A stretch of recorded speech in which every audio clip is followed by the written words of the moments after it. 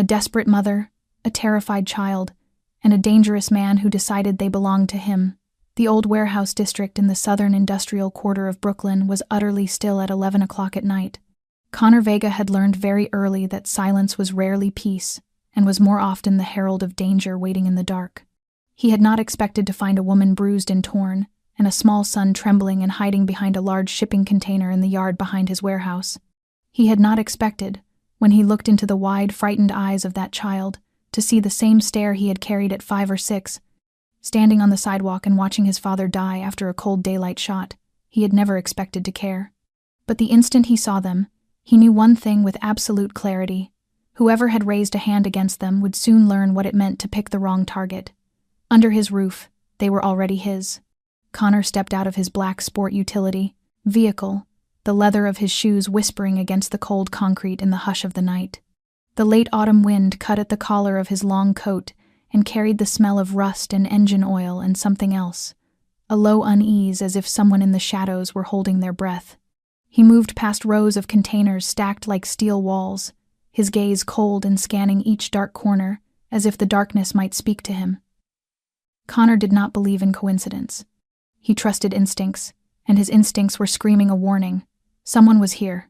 Not his men, not his people. Something more fragile and more afraid. He stopped beside an aged blue container, the distant streetlight too weak to reveal everything but strong enough for him to hear a small, broken sound, halting and choked. The sound of someone trying to keep from crying because they knew that if they let it out they would pay for it. Connor signaled without words, and Jaden, his close friend and loyal right hand, fell back, to stand quietly behind him. He stepped forward, his voice low but authoritative. "Come out." The crying ceased. Silence fell like a heavy blanket. "I know you are there," he said slowly. "Come out. Right now. I will not repeat it a third time." A woman's voice answered, hoarse and shaking. "We did not take anything. We only need a place to hide for one night. Please, please do not hurt us." A figure lurched out from behind the container, a woman clutching a small body to her chest. The weak light was enough for Connor to see her face. One side swollen, dried blood matted in her hairline, a coat ripped to tatters, one leg favoring as if she had fallen hard. The boy, about 8 years old, pressed his face into his mother's shoulder, one arm hanging at an odd angle. Connor closed his hand into a fist, emotion heavy and hot, anger threading through the protective numbness he carried. "Who did this?" he asked, his voice dropping but ringing like metal. The woman stepped back and hugged, the child tighter. "No one. We are okay. We will leave now." She turned to go and staggered, nearly falling. Connor reached out instinctively and she recoiled. "Do not come near me. I beg you." He stopped and let his hands fall open to show he was not a threat. "You can barely stand. That boy looks like he is in terrible pain. If you want to be alive in the morning, you need help. We do not need, you do." Connor cut her off, his eyes never leaving the child, shaking in small spasms. "My name is Connor Vega. This is my warehouse. If you come into my territory, I become responsible. Old rules. I do not break my own law." The woman looked at him, skepticism and exhaustion mixing in her gaze. The boy made a small, painful sound, and her resolve softened. "Just one night," she whispered. Connor nodded once. "One night," he repeated. But inside he already knew, from the moment he met that boy's eyes, that they were no longer strangers, and he would not let them go until whoever had done this had paid. If you are still listening at this point, thank you for staying with this story, a journey that began in darkness but slowly revealed the fragile light within the human heart. And if something inside you was touched, even just a little, then perhaps this story has done what it was meant to do, to connect people through genuine emotion. We tell stories like this every day, stories drawn from life or inspired by it, not merely to entertain but to stir something deep within the listener's soul. If you wish to walk beside us a little longer, do not forget to subscribe, leave a like, and share this story with someone you care about, someone who might also need a reason to believe in something again. Where are you listening from? Which city? Which state? Which country? Leave a comment below and let us know, because every comment is a thread that widens the circle of hearts beating together. We truly want to know how far this story has traveled, and how it made you feel when you heard it.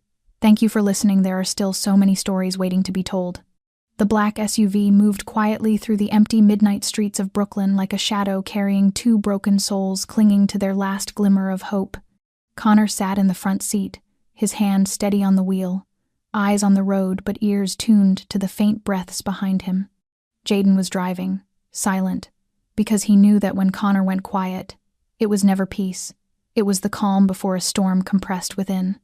In the back seat, the woman held her boy close, shielding him from everything, even from sight itself.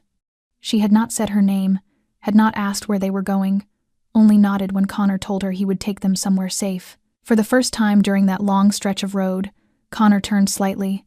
"The boy's arm doesn't look right," he said, his tone neither cold nor hurried, but impossible to refuse. The woman lowered her head.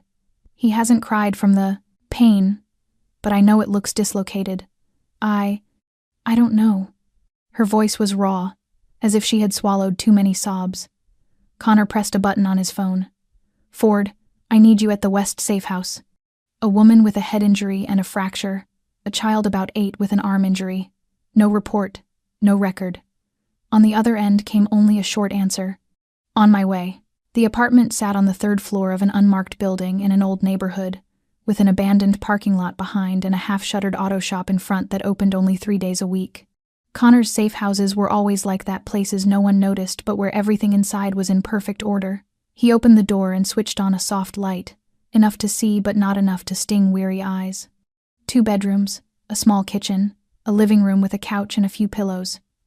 On the table, a few boxes of stored food, some folded clothes, and a landline with no connection to the internet. The woman stepped inside hesitantly, her gaze following Connor's every movement, as though trying to guess when the door might slam shut and the trap would spring. Connor said nothing. He simply removed his coat, hung it neatly, and went into the kitchen. He poured 2 cups of warm water and placed them on the table beside the couch. "You can change. Left room. There are clean towels and antiseptic. The doctor will be here in 10 minutes. She looked at him, distrust flickering in her eyes, but finally nodded and led the boy into the room, like a stray cat finally allowed through an open cage. When the door closed, Connor exhaled slowly. Jaden stood by the entrance, his eyes questioning, "Are you sure?" Connor only nodded. The boy's eyes still echoed in his mind, a reflection from a past that had never quite healed. 10 minutes later, Dr. Ford arrived, a man past 60, with graying hair and a worn medical bag that had followed him through countless secret calls. He asked no questions, made no judgments. He nodded once to Connor and went straight inside. When he emerged, his expression was heavy. "She has a cracked rib, signs of concussion, swollen eye, split lip, sprained ankle. The boy's left shoulder is dislocated, and there are older bruises." Connor did not ask for details. He could read between the lines. This was not the first time. The doctor administered painkillers, bandaged wounds, gave quiet instructions, and left without another word.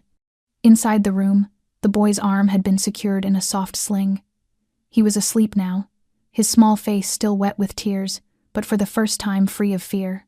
The woman sat beside him, one hand resting on his chest, as if to make sure he was still breathing. Connor stood in the doorway, not stepping in, letting only his gaze rest on them like a silent promise. She did not ask his name, but for the first time, she spoke without the armor of fear. "Thank you," Connor nodded, his reply little more than a murmur. "Under this roof, you and your son are safe. And I will not let anyone break that." In the dim amber light, the man known as the most dangerous in the city stood watch over 2 fragile lives he had not even known existed hours before. But from the moment he brought them across that threshold, they had become his, and no one, no matter who they were, would ever make them afraid again. After Dr. Ford left, the apartment sank into quiet stillness, broken only by the faint tick of the clock and the soft breathing of a child newly bandaged. Connor stood in the small kitchen, a glass of water in his hand, his gaze fixed on the half-closed door leading to the bedroom. He heard nothing from within, and that silence weighed on him in a strange, heavy way. The woman, who still had not spoken her name, carried an alertness in her eyes, as if at the slightest wrong move she would vanish with her son forever. But Connor had no intention of doing anything that would make her run. He had seen enough to understand what the 2 of them needed most. Not another round of questions, not pity, but a sense of steadiness, something familiar and warm enough to let them loosen the strings of fear that had been wound too tight for too long. Connor opened the cupboard, took out a bar of dark chocolate, a pouch of whole milk, and a pinch of cinnamon. He stirred them slowly over low heat, every motion deliberate, almost ceremonial. The rich scent of cocoa began to spread through the kitchen, mixing with the amber light to create something rare. A place once cold and empty now felt like the kitchen of a real home. When the drink was ready, he poured it into 2 white porcelain cups and set them on the table. As if drawn by an invisible thread, the bedroom door creaked open, and the boy stepped out, barefoot on the cool wooden floor. He wore an old but clean t-shirt, his right sleeve rolled high to avoid the soft sling on his arm. His brown hair was tousled, his face streaked with dried tears, but the terror in his eyes had eased. Connor said nothing. He only pointed to the chair across from him. The boy glanced around, eyes flicking toward the door and window, before he moved carefully forward, sitting down with the wariness of a small bird, unsure if the branch could hold its weight. "Tyler," the boy whispered, almost too softly to hear. Connor gave a slight nod. "Connor," he replied, "hot cocoa. Family recipe. No sugar, but real chocolate and a touch of cinnamon. Helps you sleep." Tyler looked at the cup, hesitated for a few seconds, then lifted it with his good hand, blew on it, and took a sip. His eyes widened for an instant, and though he said nothing, his lips pressed together as if to hold on to the taste.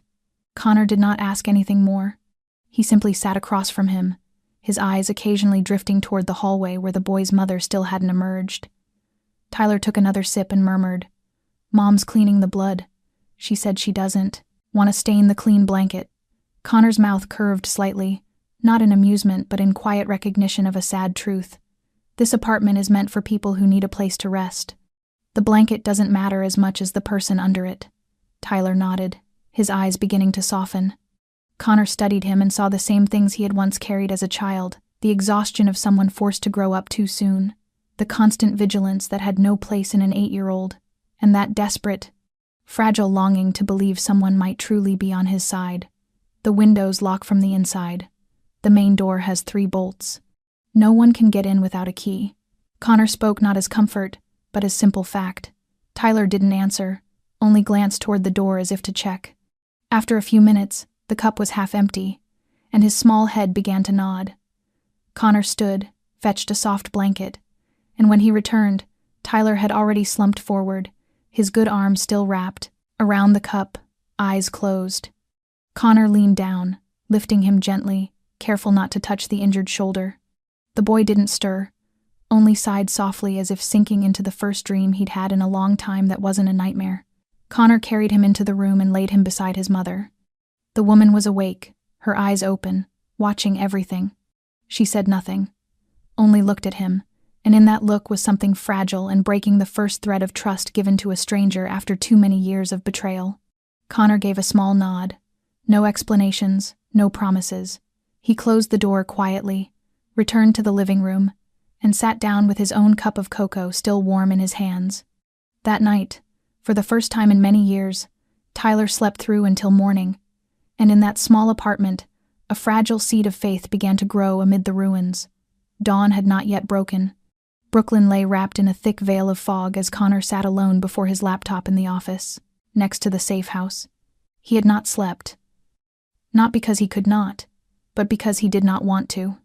In his mind, the image of Tyler sleeping peacefully beneath a thin blanket, cheek pressed against his mother's shoulder, played again and again like a looped recording. Something about them held him. It was not pity. It was recognition, as if he had once belonged to that same fear, had known too well what that strained silence felt like, and once seen, he could not turn away. Connor typed a few commands, accessing a database known to only a handful of people. Jaden had left him a small flash drive containing a brief fingerprint scan taken from the cup the woman used the night before. Connor didn't like doing it, but he had learned long ago that to protect someone, he first had to know who they were and who might be hunting them. The name that appeared on the screen made him sit up straight. Emily Hart, born in Columbus, studied architecture in Ann Arbor, graduated with near-perfect grades. Once employed by a major design firm in Chicago, with a spotless record. No criminal history, no debts, no ties to crime. But there was something else. A faint mark in the marital file. Divorced less than a year ago. Former husband, Daniel Rourke. Connor narrowed his eyes. The name was familiar. Head of the Brooklyn South Police Division, praised as a symbol of law and order, a frequent presence on television. The picture of the ideal husband and devoted father. Connor remembered clearly an interview a few months ago, Rourke smiling for the cameras, holding a little boy with brown hair. The perfect image of goodness in daylight. Connor turned the screen and compared the images. There was no mistake. The boy was Tyler. Heat rose to his temples, not from deception, but from the sheer obscenity of it. A man who beat his wife and son and was still celebrated as the face of justice. Connor kept scrolling through the file. There were a few civilian complaints, all dismissed. One report of domestic violence, filed 6 months earlier, the complainant being Emily herself. But there was no follow-up investigation, no witnesses, no confirmation. The case was closed after 10 days for lack of evidence. Connor closed his eyes and exhaled slowly. A system he controlled. Women like Emily never stood a chance when the man who hurt them was the same man in charge of the report. He moved to the movement data. Emily had changed addresses 3 times in 8 months. Each stay short, each move hundreds of miles away from the last. She had withdrawn all her savings, cut off friends, quit her job, even changed her surname in a recent hospital record. And still, he found her. This time, she had run all the way to a different borough. But even after all that effort, he still found her, still beat her, still twisted his son's arm until it dislocated. Connor braced his hands on the desk, head bowed, eyes shut tight. He had thought he'd seen every kind of cruelty human beings were capable of. He was wrong. There was always another layer of rot when the abuser wore the mask of righteousness. And this time, the victim was a woman with eyes dulled by exhaustion and a child too young to already know how to shrink from a touch. The soft sound of a door opening pulled him back to the present. Emily stood there, a thin coat folded in her arms, her face pale but cleaner than the night before. She stopped when she saw him looking. "You haven't slept?" she asked. Connor didn't answer right away. He simply closed the laptop and pushed the empty chair across the table toward her. "I know who you are," he said, not accusing, just stating a fact. Emily froze, as if bracing for the moment she'd be thrown out, but Connor spoke again before she could react. "I also know who he is, and I know what he's done." Her eyes darkened. "So what are you going to do now?" Connor met her gaze without blinking. "Keep you and your son safe. And starting today, Rourke no longer has the right to touch either of you, no matter what badge he wears." For a few seconds she couldn't speak. Her fingers clenched around the coat as if she needed something to hold on to, but her eyes had changed. There was still fear, still doubt, but flickering faintly within it a trace of hope. And for Connor, that was enough to begin. Night settled heavily over the city, leaving only scattered lights and the wind moaning through the skeletons of old buildings. Inside the small apartment, everything seemed to have quieted. Emily had fallen asleep on the narrow bed, one arm draped across Tyler's body like an anchor holding him in place against the dark. Connor sat alone in the living room, a glass of watered-down whiskey in hand, staring at nothing. He thought the night might finally pass in peace. Then a scream tore through the stillness, raw and shattering. He was on his feet before thought could form, before hesitation could breathe. He ran straight for the bedroom. Tyler thrashed in his sleep, small legs kicking wildly, his face drenched in sweat and tears. His voice broke between sobs. Don't hit, Mommy, I'll be good, I promise, please." That tiny voice splintered the air like glass hitting stone, each word cutting through the man who stood there, helpless and furious. Emily woke first, gathering her son into her arms, whispering through trembling lips. "Tyler, it's me, it's Mommy, wake up, sweetheart. I'm here." But the boy didn't wake, struggling harder instead. Connor stepped closer, crouched beside the bed, his voice low and steady, softened to the rhythm of a heartbeat. "Tyler, you're safe now. It's me, Connor. You're dreaming. No one can hurt your mom anymore. No one's allowed to." Emily looked at him, eyes wide with confusion and gratitude. She had never heard anyone speak to her son like that with certainty and tenderness all at once, not as a stranger trying to soothe, but as someone who truly understood. Tyler shuddered, the crying slowing, his hand reaching blindly for something to hold. Connor extended his own hand and waited. After a moment, The small fingers grasped his, gripping tightly as if letting go would make the world crumble. The boy opened his eyes, gasping, scanning the room as though expecting the monster to still be there. "Where is he?" The question sliced the air. Connor tightened his hold. "He's not here. He'll never come here. I promise." Tyler swallowed his tears, voice breaking. "He said if I'm bad, if I make Mommy cry then." Connor cut him off firmly. "Tyler, listen to me. Everything he told you was a lie. You are not to blame for what he did to your mother. You're a child. You did nothing wrong. And you never have to be good to earn love." Tyler looked up at him, eyes brimming. But within them, for the briefest instant, something glowed, something that looked like trust. Emily couldn't speak. She only sat there, holding her son, her head resting lightly against Connor's shoulder, as if the weight of the world had finally become too much to bear. Connor gently lifted Tyler from his mother's arms, letting the boy's head rest against his chest, one hand cradling the back of his neck in the way people hold something fragile that has already been broken. "I used to have nightmares like yours," he said softly, his voice almost a whisper. "When I was 10, I watched my father die right in front of me. I couldn't sleep for 2 years after that. Every night I saw it again." Tyler stirred against him. "So how did you make it stop?" Connor smiled faintly, his gaze drifting somewhere far away. "I learned to check the windows, to lock the doors. I learned to recognize when I was dreaming. And most of all, I learned that I wasn't alone anymore. Just like you now." The boy lifted his head, looking at him with a grave seriousness. "You're really here?" "I am, and I'm not going anywhere." Tyler rubbed his eyes, his voice barely more than a breath. "Thank you for believing me." Connor laid him gently back on the bed, pulling the blanket up around him. This time, the boy didn't flinch or resist. He simply breathed evenly and sank into sleep. Connor turned to Emily. She was crying, quiet tears that looked as if they had been waiting years to fall. He didn't speak, only placed a steady hand on her shoulder. "He'll never come near you again. I swear it." She didn't answer, but the small, trembling nod she gave was enough to tell him that in the middle of all the nightmares, someone had finally decided to believe his promise. And this time, he would not let anyone break it.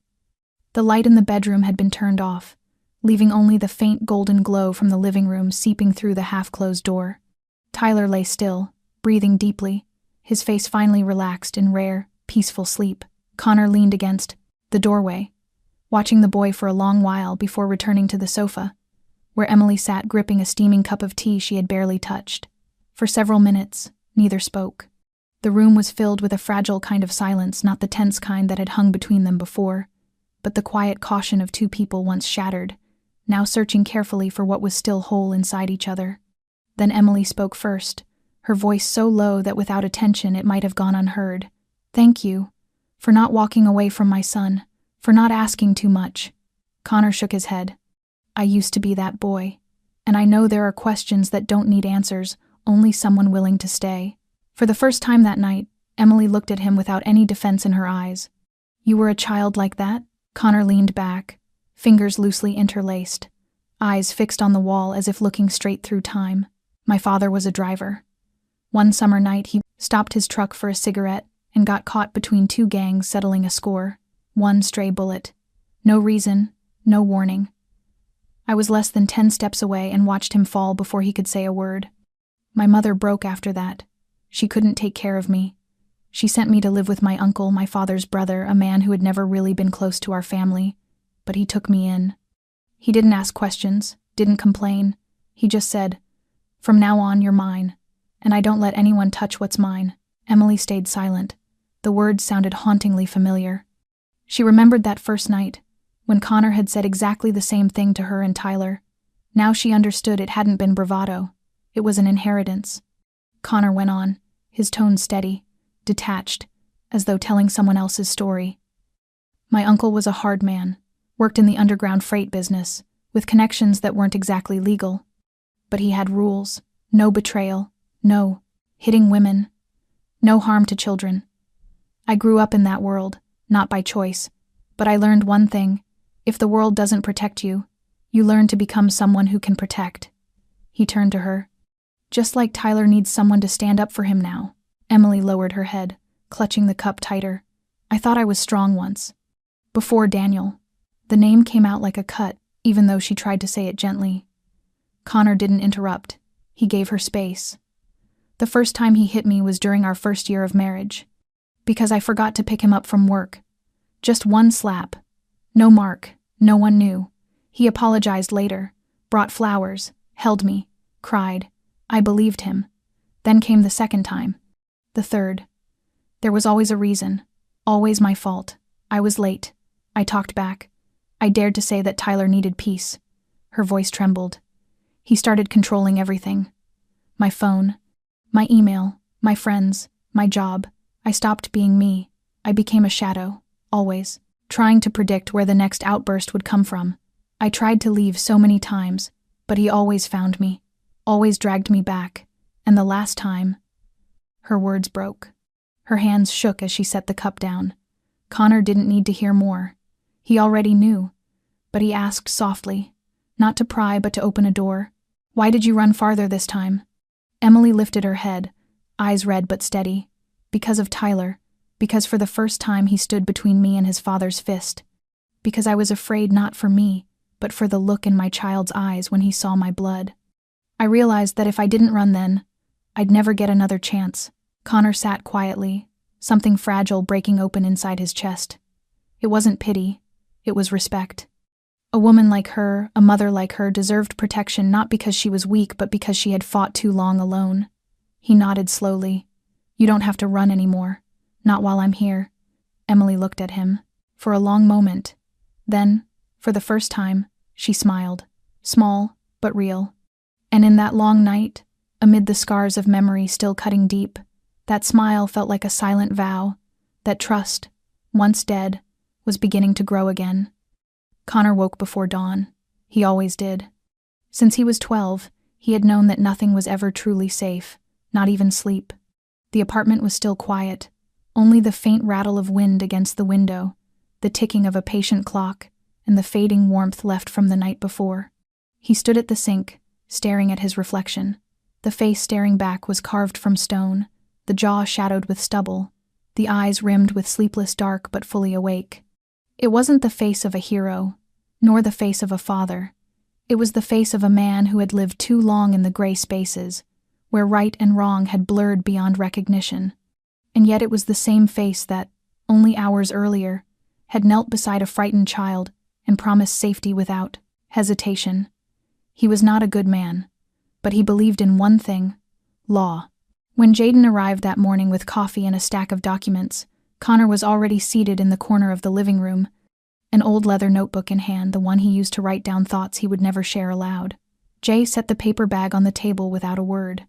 He knew that when Connor sat like this, it meant his mind was lost in something that could not be untangled in a single dawn. How is she? Jay asked quietly. Connor didn't look up. She used to think being hit was normal. Jay said nothing, not because he didn't understand, but because he knew what Connor needed now was space to finish his thought. I listened to her talk, Connor continued, his voice low and steady, and all I felt was anger, not just at him but at this damn world. A place where a man in uniform can beat his wife behind closed doors and still walk out onto the street to be called a hero. Jay nodded. Slowly. So, what are you going to do? Connor didn't answer right away. He lifted the coffee, took a sip, and spoke at last slowly, as if reciting a law carved into his own blood. I don't care who wears the badge and who doesn't. I don't hit women. I don't touch children. And I don't let anyone else do it while I'm still breathing. If that means standing on the wrong side of the law, then so be it. Jay's mouth curved faintly, half amusement, half resignation. You always live by your own rules, Connor, to the point where even the real criminals are afraid to break them in front of you. Connor met his eyes. I don't expect people to be decent. I'm not naive. But under my roof, anyone who steps inside understands one thing: they're mine. And I protect what's mine. No matter the cost. The words weren't loud, but they carried the weight of something deeper than declaration. They were the marrow of the man himself. When Emily woke, sunlight had already slipped into the living room. She saw the two men sitting at the table, talking in a tone she couldn't fully catch, but she understood it wasn't just about her or Tyler. It was about something larger, something that lived beyond simple lines of right and wrong. Connor rose when he noticed her, pulling out a chair for her with unthinking ease. "You should eat something. I'll have real food sent over later." Emily sat, watching him in silence before speaking. "I don't understand you. You're not a cop. You're not some good Samaritan who happened to walk by. But you don't ask for anything from me. You don't pry. You don't push. You just stay." Connor was quiet for a few seconds before replying. "You don't have to understand me. Just know this. Once you and your son stepped into this place, you became my responsibility. You don't have to run anymore. Not while I'm here." She looked at him for a long time, not with suspicion this time, but with the gaze of someone who had fallen to the bottom and finally found a hand reaching down. It didn't matter if that hand was clean or covered in scars, only that it truly held her. And in that instant, amid unhealed wounds and unnamed pain, a fragile faith began to take shape. Not faith in the goodness of the world, but in one man who carried darkness behind him, yet stood as the only barrier between her small family and the merciless world outside. That afternoon, the sky hung low and gray, heavy with the promise of cold rain, but inside the small apartment, there was movement, a quiet kind of preparation, wrapped in purpose. Connor personally checked every window, every latch, every lock. He missed nothing, not even the smallest detail. Jaden brought in a hard-sided case of security equipment, the kind only professionals knew how to handle.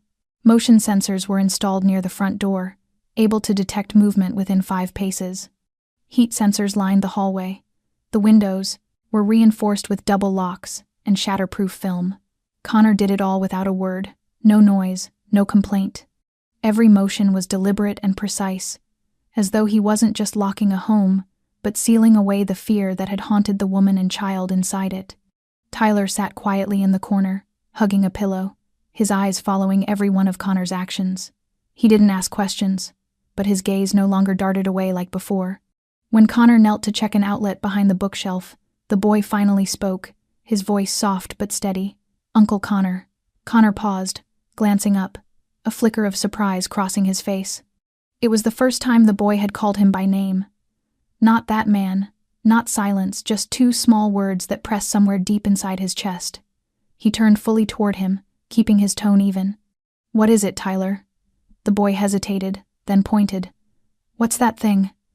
Connor followed his line of sight to the small infrared sensor fixed near the doorframe. "That's a motion detector. If someone comes in without the access code, the system sends an alert to my phone and to Jay's." Tyler nodded, and something like relief passed briefly through his expression. Connor stood and moved closer, crouching to meet the boy's eyes. "You want to learn how to check the locks?" Tyler hesitated again, then nodded. Connor led him around the apartment, showing him how to test each bolt, how to turn the key the right way, how to tell ordinary sounds from strange ones in the night. Step by step, Tyler followed, his small hands still trembling but his eyes brightening. When they returned to the main door, Connor opened a small security panel mounted on the wall. "This is the control unit. See here 3 buttons. Green means safe, yellow means sleep mode, red means alarm. If anything happens, just press the red one and run to your mom's room. I'll take care of the rest." Tyler looked up, hesitant. "You'll come, right? If someone comes?" Connor rested a firm but gentle hand on his shoulder. "I promise. If anything happens, I'll be here before anyone else. Whoever they are, they'll have to get through me first." The boy said nothing more, just nodded. But from that moment on, he began to follow Connor whenever he made his rounds of the apartment. He asked more questions, watched more closely, and even started to help handing him screws, steadying the ladder, wiping the window frames. Connor never sent him away. He explained everything patiently, his voice low and calm, the kind of voice that made a person feel safe just hearing it. As the afternoon faded and night fell once again, for the first time since arriving at the apartment, Tyler stepped out of his room without his mother beside him. He sat down next to Connor on the sofa, eyes fixed on the small television. He didn't speak, just sat there, his tiny feet swinging lightly, his gaze calm and steady. Connor glanced at him once, then handed him a cup of cocoa. Tyler smiled, small, but real. "You remembered the cinnamon." Connor raised an eyebrow, pretending surprise. "You thought I'd forget?" Tyler shook his head, his eyes bright but no longer shadowed. No, I know you remember. And with that single sentence, Connor realized that what he was building wasn't just an elaborate system of locks and alarms to keep danger out. He was building a different kind of barrier, a stronger one made of trust, the rarest and most precious thing left in the world they lived in. The next morning, before dawn, Connor was already awake, while Emily and Tyler still slept. He stood quietly in the dim living room, the glow of the laptop casting cold light across his face. On the screen were files, documents, photographs, and internal reports all centered around Daniel Rourke, chief of the Brooklyn South Police Division, and Emily's former husband. The vague suspicions of the past few days had now taken shape, aligning into a picture of the man behind the polished badge. Jaden sat across from him, eyes bloodshot from staying up all night, holding his third cup of coffee. I had to break through 2 encryption layers and drop a gentle threat to a retired FBI hacker just to get into the personnel archives, he muttered, sliding the laptop toward Connor.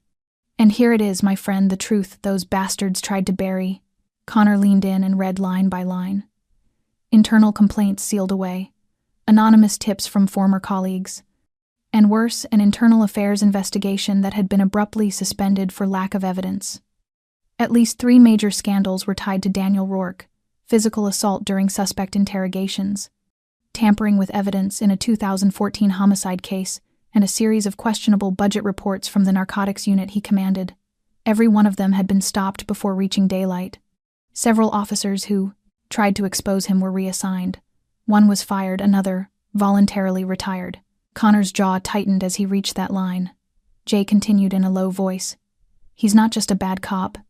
He's a manipulator of the whole system. I've heard from someone in the prosecutor's office. Rourke has ties to at least 2 judges, 3 prosecutors, and 1 local politician.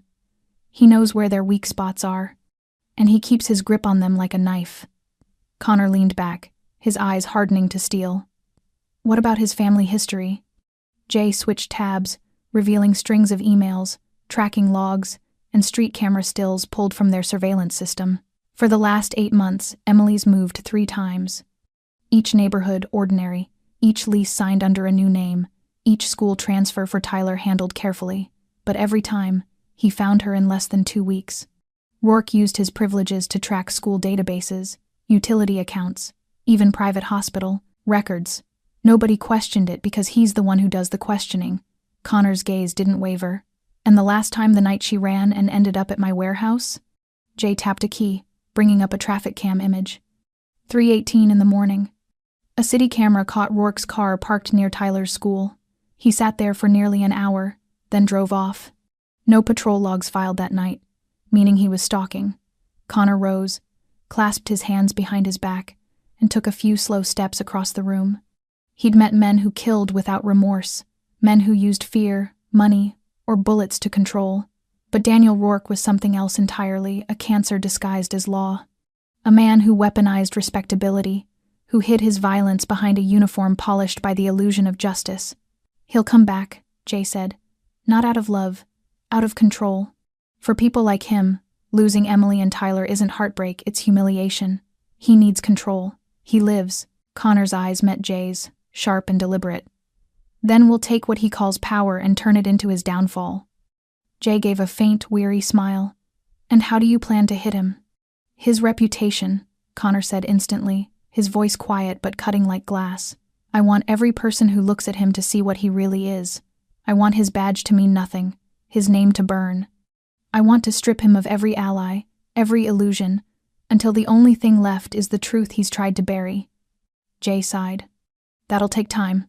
Connor picked up his black notebook, flipping it open to a blank page. I have time. She and her son don't. And as he wrote the first line of his plan, Jaden knew that Daniel Rourke would not be facing just an angry man. He had just made an enemy of Connor Vega, a man who lived by a code. And when that code was broken, he became the storm that no one could survive. Connor knew one thing for certain. To defeat a man like Evasawy, Daniel Rourke, strength and anger alone would never be enough. Rourke wasn't the kind to flinch at a fist or a whispered threat in a dark alley.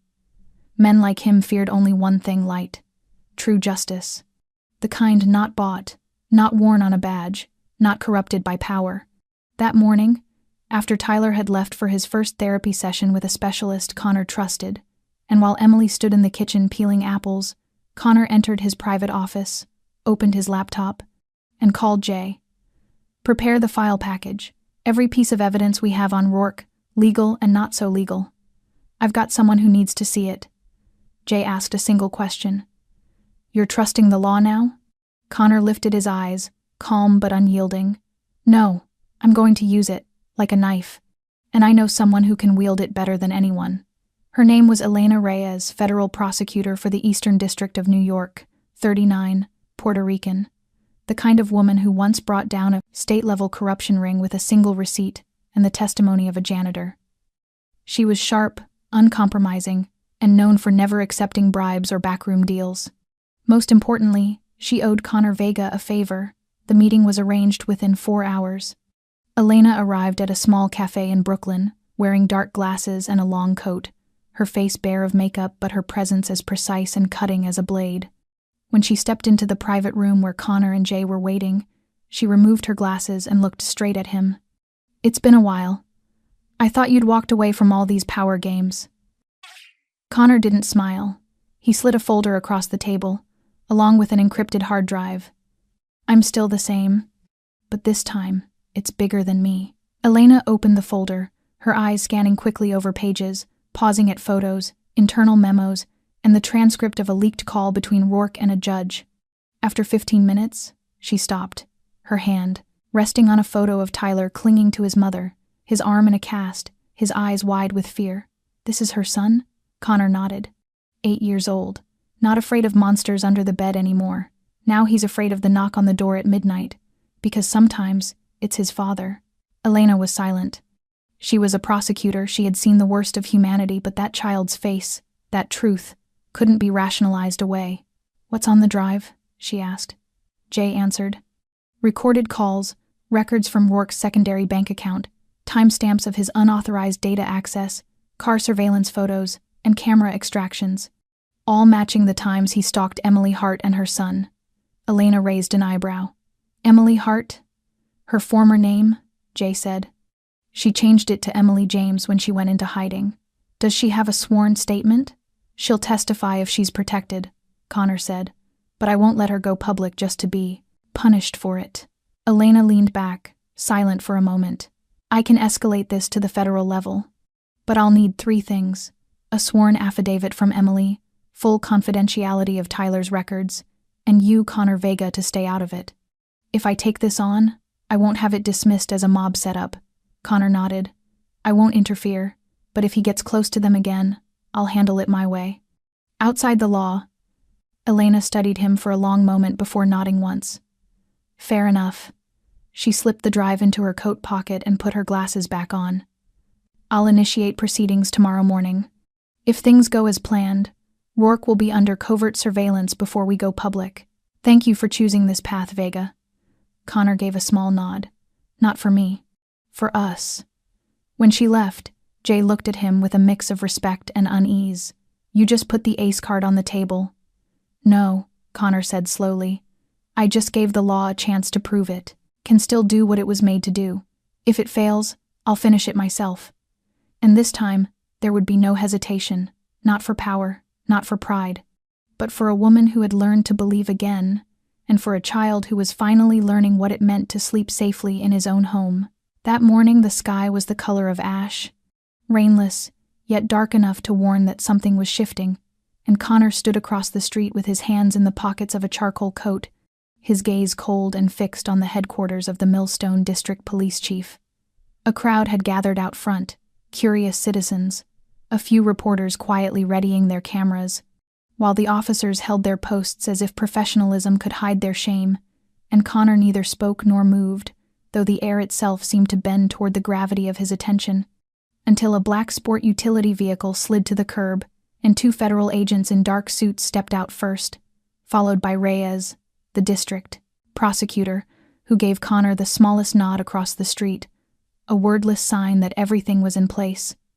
The front doors creaked open with the heavy groan of old hinges that sounded like a warning bell, and Daniel Rourke was brought out in stainless steel cuffs, his shirt rumpled, tie askew, hair wild with a night without sleep, Yet it was his eyes, still arrogant and proud, that unsettled those watching, as if even in custody he believed himself untouchable.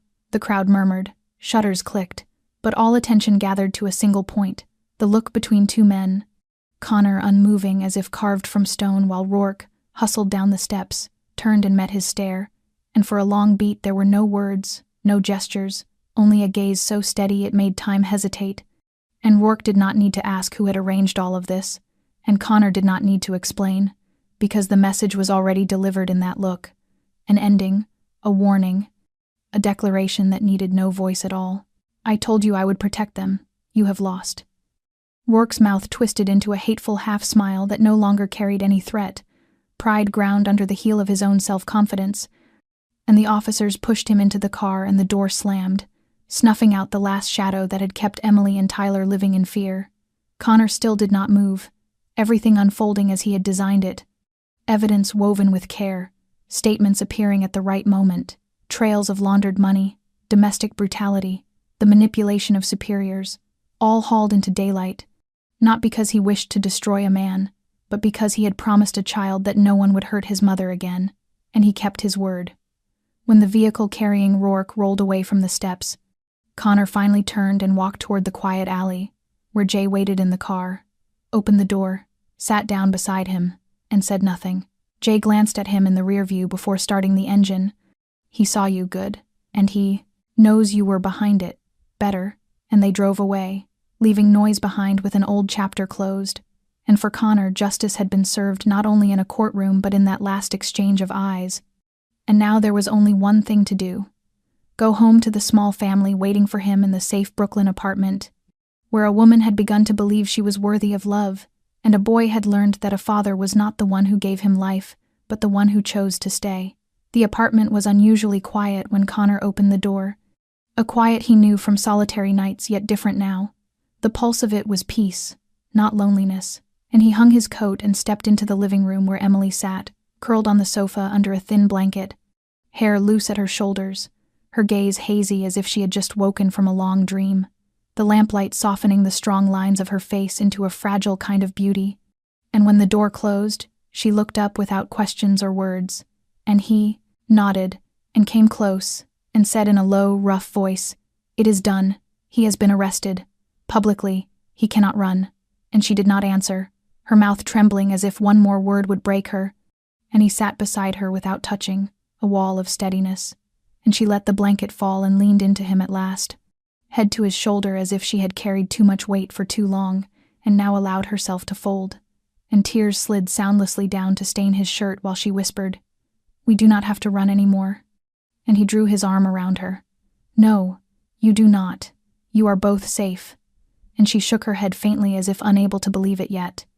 "I thought I would never get out, that he would always find me, that I would always have to hide. I have lived that way so long I do not know how to breathe without fear." And Connor only held her tighter, letting her fall into her own relief, until small footsteps sounded from the hall, and Tyler appeared with the old stuffed bear he held whenever worry rose. And he stood very still, and then hurried to the sofa and slipped between them as if he had always belonged. And Connor gathered him in, and the boy hugged him hard. "You did it. You stopped him." And Connor nodded. "Yes, he will never hurt your mother again, or you."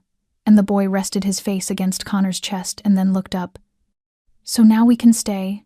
We do not have to move or change names or switch schools or leave my toys." And Connor's arm tightened with gentle certainty. "We stay. You can hang pictures in your room and shelve your books and choose your own sheets. This is your home, your mother's, and if you want, mine too." And the boy smiled. Not the thin, guarded smile of their first meeting, but a full, warm, certain smile. "I want it. I want this to be our home." And Emily wept again, this time for joy, her arms circling both her son and Connor. And for the first time in a long time, the rooms filled with soft laughter and long breaths, and the quietest vow of a heart that had come through storm. The next morning, Connor made hot chocolate for Tyler and pancakes in the small kitchen, while Emily watched from the doorway with a tender smile. And they spoke little because there are holy things that do not need words. They only need to be lived and felt and kept. And in that moment, hope was not distant at all. It was present, and tangible in the warm kitchen of a family pieced together from broken parts. Later, Connor parked in front of a 3-story brownstone tucked on a leafy Brooklyn street. His own house of brown brick that had once been only a stopover, and now was about to become a real home for 3 storm-tossed souls. And Tyler pressed his face to the window, eyes alight. "Is this our new house?" And Connor smiled. "Yes, if you still want it." And the boy turned to his mother, and Emily squeezed his hand and nodded. "We are staying. This is home." And they stepped inside to the scent of old wood and familiar coffee. The rooms warm with wooden bookcases, lining the walls, small family frames, and the amber glow of a vintage chandelier, the whole space radiating shelter and solidity like the man who owned it. And at the end of the hall, the back door was ajar, and a woman's voice floated in from the garden in a thick Italian lilt. "Connor, is that you? Who have you brought?" And a small figure with hair white as snow appeared at the threshold. Connor's grandmother, Nonna Maria Vega, in a flower-dusted apron with a wooden spoon in hand, and eyes narrowed as she studied the 2 who followed her grandson. Connor smiled and kissed her cheek. "Nonna, I want you to meet Emily and Tyler. They are my family." And for a moment Nonna said nothing, searching the weary but steady eyes of Emily, then looking down at Tyler, whose hand clung to his mother's, while his gaze shimmered with both hope and caution. And she nodded and beckoned. "Come here, little one. Do you like making cookies?"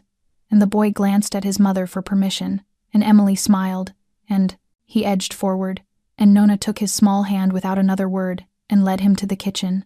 "I will show you how to make biscotti the proper Italian way. It is not easy, but I can tell you are clever." And Connor and Emily exchanged a look and a quiet smile, because with Nonna there were no formal welcomes. If she let you into the kitchen, you belonged. That night the table stretched under a white cloth for a true feast. The old family dishes set out. Pastas and sauces Nonna had cooked, and a bowl of dough Tyler had helped knead, which he spoke about proudly through the meal. And Emily sat at Connor's side for the first time, not tense at a crowded table, every glance around her warm and kind, while Nonna told stories from the war years and her granddaughter Clara teased Connor for finally bringing someone home. And laughter rang against the walls, and glasses chimed, and the soft murmur of what had never been, but was becoming real, spread through the house. After dinner, while others tidied and talked, Tyler tugged Connor's hand out to the garden, where lanterns hung like small moons, and said in a whisper, "Today is the happiest day of my life." And Connor knelt to his height and set his hand on the boy's shoulder. "You deserve many days like this." And the boy wrapped his arms around him with sudden fierceness. "I feel like I truly have a family. I never knew it could be this real." And Connor held him close, feeling the small heart beating in peace. "We are a family, you and your mother and me." And when they walked back in, Emily stood in the doorway with shining eyes and needed no questions because there was nothing left to ask. Not when Tyler's hand was in Connor's, and the fear was gone from his face. That is what family is. A place where the heart comes to rest, where laughter softens the old scars, where wounds are eased by a love that requires no promises, and that quiet brownstone, silent for so many years, finally echoed with the sounds of a true home. It was an early autumn evening, and Connor's kitchen was alive with the warm scent of baked pastries and hot cocoa. Emily stood at the sink washing dishes, her hair loose and soft, a loose sweater draped over shoulders that no longer looked as fragile as the first day he met her. Tyler sat at the table, drawing while glancing at Connor with barely contained excitement. Connor gave the boy a small nod, an unspoken signal between the 2 men of the house. Clearing his throat, he stepped toward Emily, a neatly folded kitchen towel in his hand. "Take a break for a second?" She turned and smiled. "Sure. What's wrong?" Connor didn't answer right away.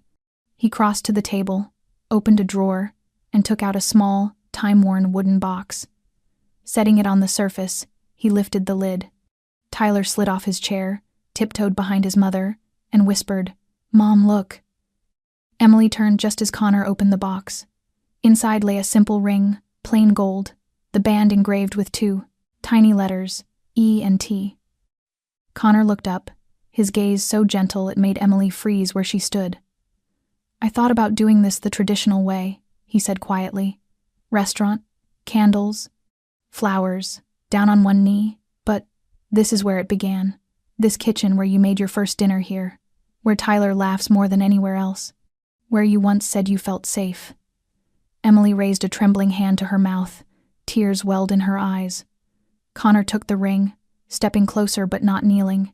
He simply held out his hand. Emily Hart, you are the strongest woman I've ever known. You fought for your son, for yourself, and you never stopped trying. You trusted me.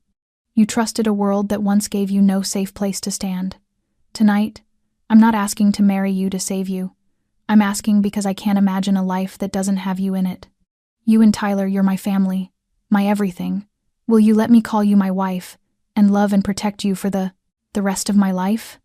Tyler held his breath, clinging to his mother's arm. Emily looked at Connor for a long moment, her hand trembling as she squeezed his. You don't have to do this, she whispered. I'm not doing it out of duty, Connor replied, eyes steady on hers. I'm doing it out of love. A tear rolled down her cheek. Slowly, as if afraid the moment might shatter, she nodded. Yes, she said, voice shaking. Yes, I will, Tyler shouted. Yeah, it worked, and threw his arms around them both.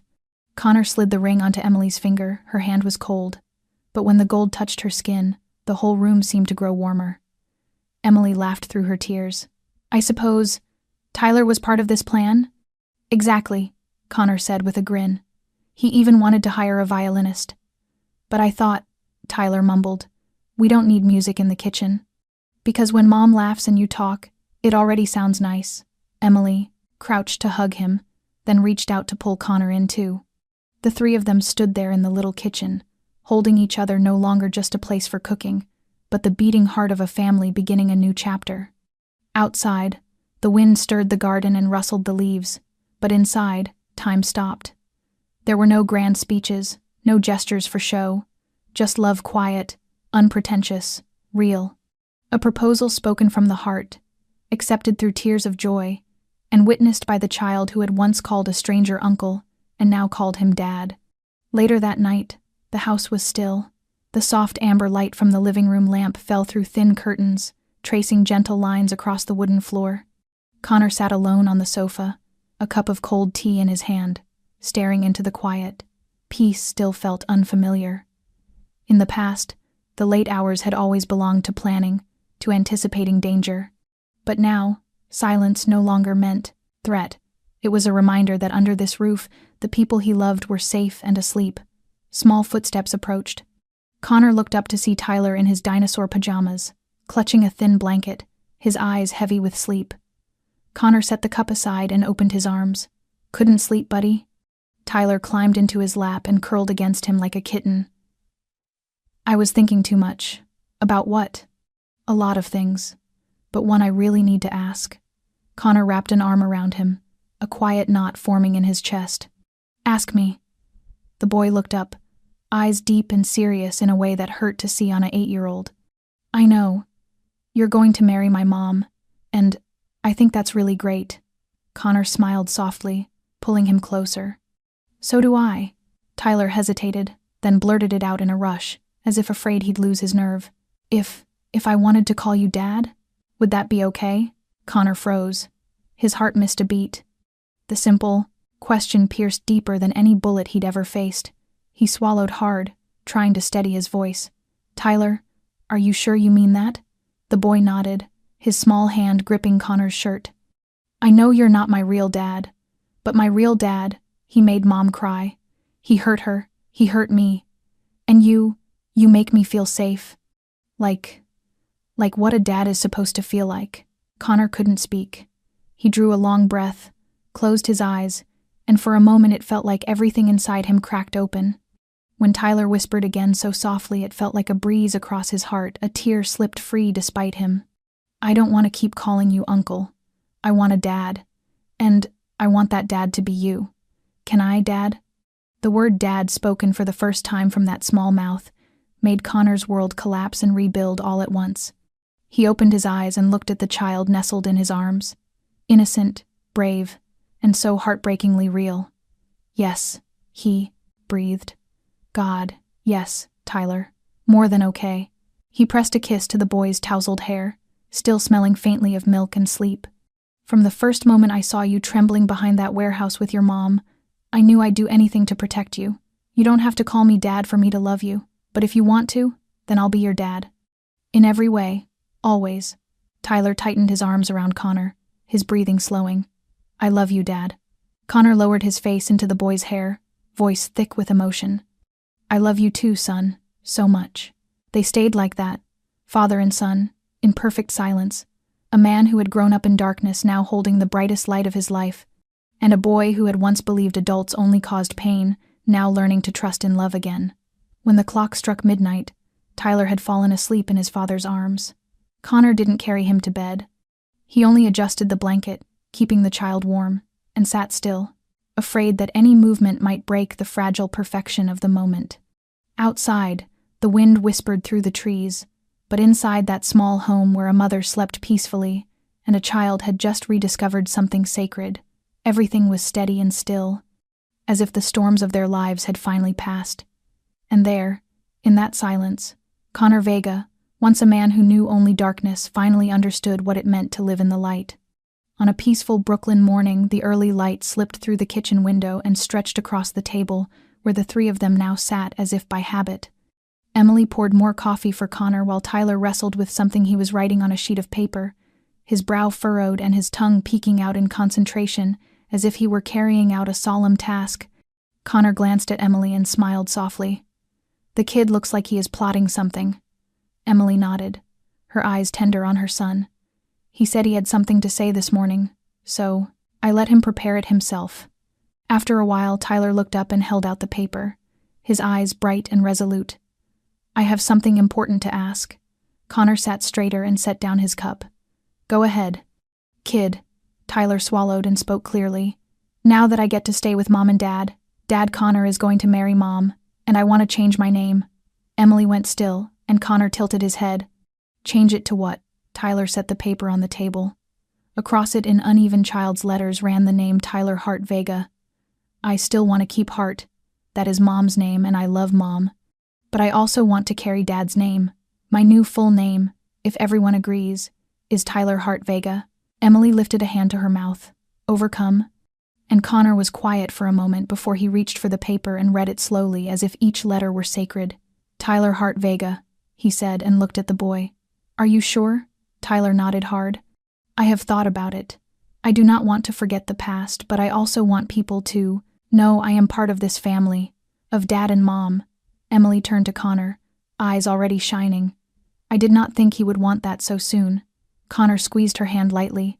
He knows better than anyone what makes him feel like himself, and if that name is how he claims it, then we only need to stand beside him. He turned to Tyler, his gaze firm and warm. Family is not always made by blood. Sometimes it is made by choice, and you chose me. I choose you. Every day. Always. Tyler left his chair, ran around the table and threw his arms around Connor. Thank you, Dad. I love you. I love you too, kid, and I will be very proud to see you sign Tyler Hart Vega on every test. Emily rose and wrapped her arms around both of them. Our family is a strange one, she whispered. Strange but right, Connor said, pulling her into the same embrace and holding tight as if to shield the most precious thing in his life. The next day, the three of them went to the lawyer's office to start the name change. When the clerk asked for the boy's full name for the form, Tyler lifted his head, and after a tiny pause, smiled with pride. Tyler Hart Vega. I want that name forever. Connor looked at Emily and their eyes met, and then both watched Tyler sign the statement in a young but steady hand. From that moment a new chapter opened. They were no longer people on the run, no longer only protector and protected, but a real family bound by love, by choice, and by the courage to begin again. Connor left the office holding Emily's hand in his left and Tyler's in his right, and the boy looked up with clear eyes. My name is longer now, but I think I will make you proud of it. Connor smiled and leaned to kiss his son's hair. You do not have to do anything to make us proud. Just be yourself. Just be Tyler Hart Vega. And in that instant, under the honeyed light of afternoon, the broken pieces of their lives finally clicked into place. That morning, the little street where Nona lived seemed to glow with laughter, and the scent of food spilling from the kitchen out to the sidewalk. The brownstones' backyard had been dressed simply but beautifully with strands of golden lights strung between the oak branches and white cloths on long wooden tables. It was not a lavish wedding, nor was there a string quartet or a grand church, yet every corner of the celebration held the weight of real love and belonging. Connor stood before the mirror in his old room, adjusting a black tie with hands that trembled in a way that surprised him. He had faced danger and chosen life and death in the span of breaths. Yet now, ready to step out and speak vows. His heart pounded like a young man falling in love for the first time. The door opened softly and Tyler came in wearing a small, light gray suit and carrying a blue velvet pillow with 2 wedding bands gleaming on top. He stood straight and spoke in a wavering but jubilant voice. "Dad, are you ready?" Connor turned, smiled, and nodded. "With you beside me, I am always ready." Tyler stepped close and tugged his father's sleeve to straighten it as Nona had taught him. "You know, I never thought I would be the ring bearer at Mom's wedding with you." Connor knelt to his height and held the small shoulders. "And I never thought I would be given the greatest gift of my life right in front of me." "Thank you, Tyler Hartvega." The boy giggled and ran down to the yard to get in place. When Connor stepped out, family had gathered. Jay and Clara and familiar faces from the neighborhood. The chatter fell quiet as soft music drifted from the speakers, and Emily appeared in the doorway to the garden. She wore a simple ivory dress, her hair loosely tied with a small flower Nona had picked from the garden that morning. No veil and no sweeping train, and she had never looked more beautiful. Their eyes met in sunlight and flowers, with a promise that needed no words. Tyler walked first with careful steps, carrying the ring pillow like a boy entrusted with something sacred. When Emily reached him, Connor moved down a few steps and held out his hand, taking hers. "Do you know," Emily whispered as her fingers rested in his. "The day I ran from Rourke, I did not think I would ever believe in anything kind again. And I," Connor answered without looking away, "once thought a man like me did not deserve anything beautiful, but you made me believe otherwise." They spoke their vows under the old oak where Nona used to hang a swing for her grandson. No one read from paper and no one repeated after an officiant. They simply said what lived in their hearts with eyes wet and hands clasped as if afraid. Even a sliver of air might steal the holiness of the moment. When the applause rose after their first kiss, as husband and wife, Tyler jumped and wrapped both of them in a hug. "Now it is official," he cried, and laughter rippled through the yard. Nona dabbed at her tears with an embroidered handkerchief, then kissed her grandson's cheek and murmured, "Now I have a granddaughter by marriage and a great-grandson." Connor and Emily and Tyler cut the cake beneath the hanging lights amid laughter and clinking glasses and a flood of blessings. None of them needed anything grander than that. They only needed each other. A man once swallowed by darkness, a woman who had fled a nightmare, and a boy who once thought love was a luxury. Now they had found one another, and in that small backyard among family and friends, and the old memories, they began a new chapter with the simplest and most sacred words of all, "We together." Night settled gently over the familiar brownstone roof, the laughter and voices of the afternoon fading into soft echoes of memory. The house sank into peaceful silence, broken only by the autumn wind brushing through the trees and the golden glow still spilling faintly from the kitchen. On the balcony upstairs, where 2 wooden chairs sat side by side overlooking the garden, Emily and Connor sat close together, their fingers entwined. Between them, words were unnecessary. The quiet itself was enough to feel every heartbeat, every breath, every emotion still lingering after the most complete day of their lives. A soft wind stirred, brushing the edge of Emily's simple wedding dress. She leaned her head on her husband's shoulder, eyes fixed on the garden below, where Tyler had fallen asleep in Nona's arms after the small celebration. "I never thought there'd be a day when I could sit here like this in peace," she whispered, her voice slow, almost as if speaking to herself, without flinching at the sound of a car outside or a shadow moving past the window.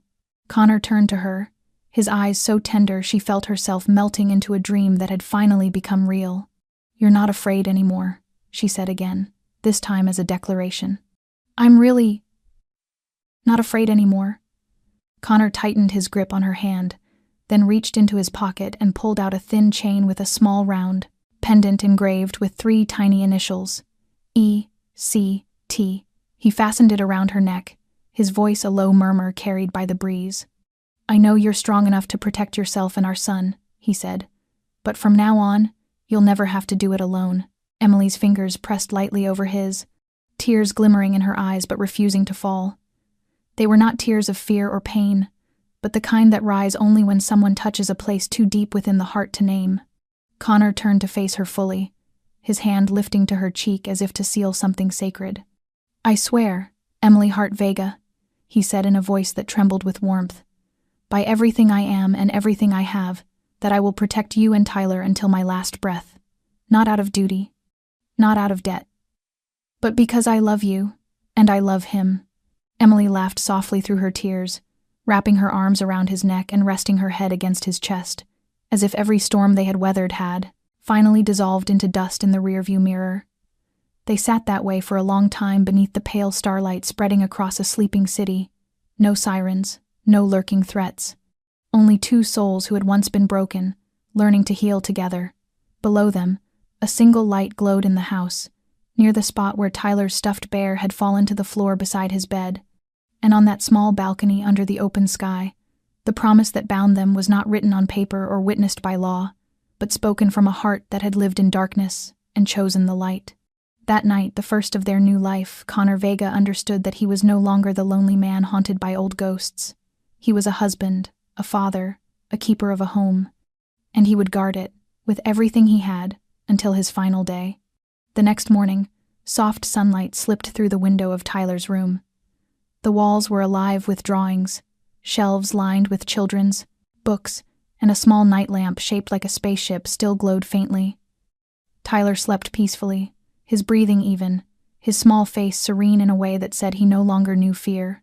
For the first time in many years, he had slept through the night in his own room. No creak of floorboards from a mother checking in, no startle at passing headlights, no nightmares, no worry. Just the deep, undisturbed sleep every child deserves. Downstairs, the kitchen hummed with the soft rhythm of morning. Connor flipped pancakes with steady hands, while Emily stood beside him pouring coffee. The sweet aroma of butter and cocoa filled the air, mingling with sunlight streaming through the curtains, turning the kitchen into the beating heart of their new home. A few minutes later, Tyler appeared in the doorway, still drowsy, hair tousled but eyes shining at the sight of the two adults laughing together. He ran forward, hugging his mother first, then wrapping his arms around Connor from behind. "Good morning, Mom. Good morning, Dad," he mumbled. Connor turned, ruffling his hair. "Sleep well, champ?" "The best sleep ever." Breakfast was served pancakes, fresh fruit, orange juice, and smiles too big to hide. They sat together, talking about weekend plans, school projects, and planting a few more rows of vegetables in the garden. No one mentioned the past. No one spoke of dark nights, or the fear that once pressed on their hearts. They didn't need to. Those things were gone. What remained was the warmth of now and the quiet promise of tomorrow.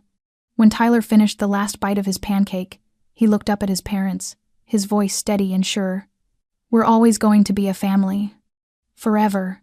Connor and Emily looked at each other and said nothing, simply reaching across the table to hold hands, their fingers tightening in a silent prayer of gratitude for the life they had found.